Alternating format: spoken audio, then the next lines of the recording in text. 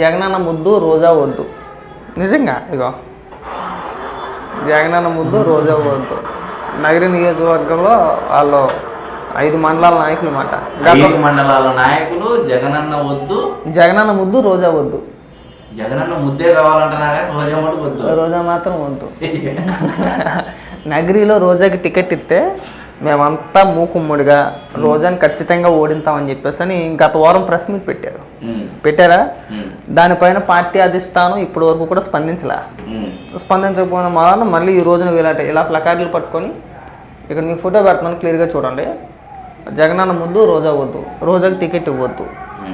వాళ్ళు ఏమంటున్నారంటే రోజా అధికారంలోకి వచ్చిన తర్వాత మొదట్లో మాతో బాగానే ఉంది, తర్వాత మెల్లిమెల్లిగా అన్నదమ్ములకి పనిచేసింది. ఒక మండలానికి ఒక అన్నదమ్ములు పనిచేసింది. ఇసుక కావచ్చు, ఇంకో రకంగా ఇంకోటి కావచ్చు, మొత్తం దోపిడీ మొత్తం వెళ్దే రోజా కుటుంబం అందే. మంత్రి అయిపోయిన తర్వాత అది ముదిరిపోయింది బాగా. లేదంటే మంత్రి 2 నెలల్లో 1.5 కోటి పెట్టి కొడుకు కార్కొని ఇచ్చిందంటే మాటలా. అది కూడా వారానికి 3 సార్లు ఖచ్చితంగా తిరుమల తిరుపతి దేవస్థానానికి వెళ్ళొద్ది. వెళ్తా 30 మంది 40 మంది తీసుకెళ్ళొద్ది. మనిషికి 30,000-40,000 వసూలు చేసేస్తున్నారు. అలా కూడా సంపాదన ఆదాయమే. లేకపోతే అన్నిసార్లు ఎంత మంత్రి అయితే మాత్రం వారానికి 3 సార్లు 4 సార్లు గుడికి వెళ్ళమంటే మాటలా. ఏ మతలబు లేకుండా వెళ్తారయ్యా? ఎంత భక్తి ఉన్నా ఏమున్నా అంటే మంత్రి హోదాలో ఇంకేం పనులు ఉండవా మనకి? వాళ్ళ శాఖకు సంబంధించి పనులు ఏమి ఉండవా? సమీక్షలో లేదంటే బొంగో బోసను ఏదో ఒకటి ఉంటుంది వాళ్ళ శాఖలకు సంబంధించి. నువ్వు ఎప్పుడు చూడు తిరుపతిలోనే కనబడుతాయి, ఎప్పుడు చూడు ఆ గుడి ముందే ఆ ప్రెస్ మీట్ పెట్టింది బయటే. అక్కడ నాకు అదే అర్థం కాల. రాజకీయాల గురించి అస్సలు మాట్లాడకూడదు తిరుపతి దేవస్థానంలో. నోరెత్తే రాజకీయాలే. ఉత్తి తిరుపతి దేవస్థానం మీద సంపాదించేస్తుందండి.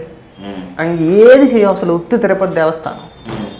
మిగతా ఏదైనా ఉంటే వాళ్ళు కింద అన్నదమ్ములు ఎలా ఉన్నారు చూసుకుంటున్నారు కానీ రోజా సంపాదన మాత్రం ఉత్తి తిరుపతి దేవస్థానం మీద తిని బతికేస్తుంది. తక్కువ లెక్కతో వారానికి 3-4 సార్లు తిరుగుతుంది అబ్బా. 4 వారాలు కొన్ని 4 మూలు వేసుకో 10-12 సార్లు మాటలా. దగ్గర 40-50 కోట్ల రూపాయలు సంపాదించింది. అంటే ఏం కాదు, ట్రిప్కి 40 మందిని వేసుకో. కొన్ని 10 మందిని వేసుకున్నా కానీ 4 లక్షలు. 40 మందిని వేసుకో ఎంత వస్తుందో ట్రిప్కి? 16 లక్షలు ఇంచుమించు. కొన్ని 10 లక్షలు వేసుకో ట్రిప్కి. 4 వాళ్ళ నెలకి ఎన్నిసార్లు అయ్యా? లెక్కే లేదా? మరి నీకు రోజు అలా కనబడద్దు అంతే. మళ్ళీ పండగలు పబ్బాలో లేదంటే పార్టీలు ఫంక్షన్లు గట్టా వస్తే కనుక పబ్బుల్లోకి వెళ్ళిపోయి డాన్సులు వేస్తాం. అవన్నీ వాళ్ళు భరించలేక వాళ్ళు చూడలేక అయ్యి బాబా ఇది మంత్రి అయితేనే ఇలా నాశనం చేసింది మమ్మల్ని అందరినీ కూడా. నియోజకవర్గాన్ని మొత్తం చెడబట్టించేసింది. మళ్ళీ టికెట్ ఇప్పుడు ప్రజల్లో వ్యతిరేకత ఉండదా?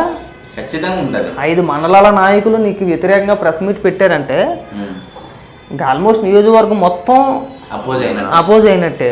నీకు టికెట్ ఇచ్చినా కానీ పనిచేయరు. మొన్న ఒక సమీక్ష మీటింగ్ లాంటిది పెట్టుకుంది. 2 కుర్చీలు. ఆ 2 కుర్చీలో ఒకటి అలా అయింది, ఒకటి రోజాది. జనరల్గా ఒక మంత్రి హోదాలో ఉన్నప్పుడు ఒక పార్టీలో ఉన్నప్పుడు ఒక మీటింగ్ పెట్టుకుంటే మొగుని తీసుకొచ్చి పక్కన పెట్టుకోవడం కాదు. అదేమన్నా ఫ్యామిలీ ఫంక్షన్ అనుకో, మొగుని తీసుకొచ్చి పక్కన కూర్చోపెట్టుకున్నా కానీ వేరే అది రాజకీయ సభ అది. అవునా? మంత్రి హోదాలో అంతే. జనరల్గా కొద్ది ప్రోటోకాల్ ఉంటుంది. పార్టీ పరంగా కొన్ని పదవులకు ప్రోటోకాల్ ఉంటుంది. ఆ ప్రోటోకాల్ ఖచ్చితంగా పాటించాలి. అంటే నువ్వు మంత్రి హోదాలో కానీ ఎమ్మెల్యే హోదాలో కానీ ఎక్కడికి వెళ్ళి అక్కడ మీటింగ్ పెట్టుకున్నా కానీ ప్రోటోకాల్ ప్రకారం అక్కడ లోకల్ నాయకులు అందరూ కూడా నీతో పాటు స్టేజ్ని పంచుకోవాలా వద్దా? ఖచ్చితంగా పంచుకుంటాం. మరి నువ్వు మన మీటింగ్ పెట్టుకుని నువ్వు మొగుని పక్కన కూర్చోబెట్టుకుని మిగతా వాళ్ళందరినీ ఎదురు కూర్చోబెట్టుకుంటే అంటే నీ కూడా ఎవరు రాలేదనే కదా అర్థం. అంతే కదా. మరి నువ్వు ఎక్కడ గౌరవిస్తున్నావు నాయకుల్ని? మరి చివరికి రోజా పరిస్థితి కూడా అయిపోయింది. ఇంకో నియోజకవర్గం ఎత్తుక్కోవాల్సిందే. నాకు తెలిసి ఇంకో నియోజకవర్గం సిగ్గుచారు ఉంటే ఎంచుకోతావు. ఎందుకంటానంటే ఆ మాట మాట్లాడితే చంద్రబాబు నాయుడు గారు ఎక్కడి నుంచి పోటీ చేస్తున్నారు, లోకేష్ గారు ఎక్కడి నుంచి పోటీ చేస్తున్నారు, పవన్ కళ్యాణ్ గారు ఎక్కడి నుంచి పోటీ చేస్తున్నారు అని చెప్పేసి పెద్ద పెద్ద ఉపన్యాసాలు ఎత్తుంది. ఇలాంతా లోకల్ కాదు, నాన్ లోకల్ అని చెప్పి ఏది ఈవిడేది లోకల్ అయినట్టు. ఇప్పుడు నగరిలో టికెట్ ఇవ్వలేదనుకో, ఒకవేళ ఇచ్చినా ఓడిపోద్ది ఇవ్వద్దు అంటున్నారు. ఓకే, 90% ఎవరు నాకు తెలిసి. వేరే నియోజకవర్గం నుంచి పోటీ చేసేదనుకుంటున్నా చేయదనుకుంటున్నావా? చేయదు. నాన్ లోకల్ అవతల నియోజకవర్గం వాళ్ళు ఒప్పుకోవాలిగా. చేసుద్ది. ఎందుకంటే రోజుకి సిగ్గు శరం లేవు కాబట్టి ఖచ్చితంగా చేసుద్ది. నాన్ లోకల్ అయినా లోకల్ చేసుకుంటే ఏదో ఏడ్చుద్ది ఇంకా ఆ? చెప్పులేనా మరి అట్లా మొహమాట పడితే. అలా మొహమాట పడకూడదు ఆ?